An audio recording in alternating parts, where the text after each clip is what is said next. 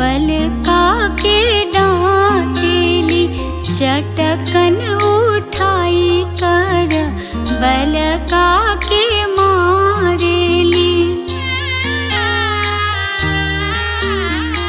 खिसी पीती बेरी बेरी बलका के डांटेली, चटकन उठाई कर बलका के मारेली।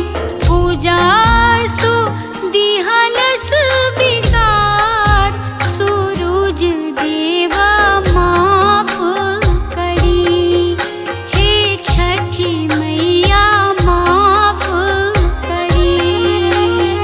विघ्न भइल पूजा हमार, सूरज देवा माफ करी, हे दीनानाथ माफ करी।